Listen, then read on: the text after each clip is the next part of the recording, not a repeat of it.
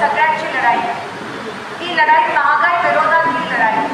कारण का बीजेपी आल्यापासून 300 रुपयाचं सिलेंडर हे 1200 रुपये झाले. सर्वात जास्त त्रास ह्याच्या महिलांना झाला, बीडी कामगारांना झाला, यंत्रमाग कामगारांना झाला. त्याच्यानंतर रेशन दुकानामध्ये धान्य बंद झालं, त्याचा पण त्रास कामगारांना झाला. त्याच्यानंतर पाणी, पूर्व भागात पाणी सगळं विस्कळीत. सोलापुरात आज 8-8 दिवसात पाणी मिळतं. कोणामुळे? कारण का 2 वर्ष झालं बीजेपीने अजूनही महानगरपालिका निवडणूक घेतली नाही. का घेतली नाही त्यांनी महानगरपालिका निवडणूक? 2 वर्षापूर्वी व्हायला पाहिजे होती, पण निवडणूक घेतली नाही, म्हणून आज आपल्याला पाणी मिळत नाही.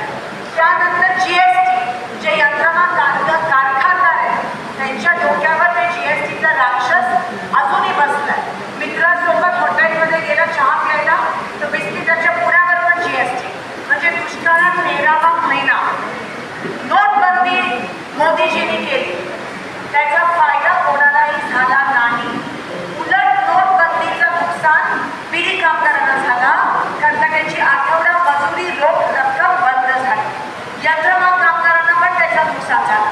फायदा कोणाला झाला मला सांगा?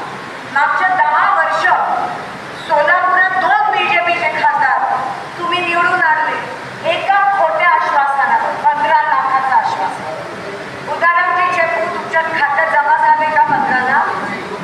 कोणाच्या तरी झाले, म्हणून अजून काही जणांचं भूत उतरला नाहीये. झाले वाटतं तुमच्या 15 लाख. बघा गड्डमजी, नीट बघा, झाले.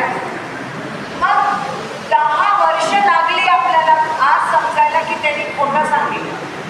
10 वर्ष लागली, पण त्रास तुम्हाला झाला ना. 15 लाख जमा झाले ना, महागाई कमी झाली ना, पाणी मिळालं ना, तुमच्या टेक्स्टाईलला पॅकेज मिळालं. उलट बीडी कारखाने बंद करणार होते मोदीजी, बंद करणार होते. ते आपण दिल्लीला जाऊन ते थांबवायला सांगितलं की जोपर्यंत तुम्ही या महिलांना वेगळं काम देत नाही तोपर्यंत बीडी कारखाने बंद नका करू. एवढंच नाही तर यंत्रमाग कारखानदारसाठी जेव्हा MIDC मध्ये आग लागते, आता दर दुपारी लोड शेडिंगमुळे आग लागते, तो आवाज आपण विधानसभेत पण त्या ठिकाणी उचलला. इकडे गड्डमजी आहेत, राहुल गांधीजी आहेत, मोदीजी आहेत, सगळ्यांना माहिती आहे. बऱ्याच तुमच्यापैकी जणांना माहिती आहे कमलमजी की जेव्हा यंत्रमाग कारखानदार अडचणीत होता तेव्हा काँग्रेस पक्ष, मी स्वतः शिंदे साहेब, आम्ही सगळे तुमच्या सोबत ठामपणे त्या ठिकाणी उभं राहिलो. यंत्रमाग कामगार कल्याण मंडळ जेव्हा काँग्रेस होती तेव्हा स्थापन झालेलं, बीजेपी आली आणि यंत्रमाग कामगार कल्याण मंडळ हे रद्द झालं. अजूनही काही हालचाली नाही.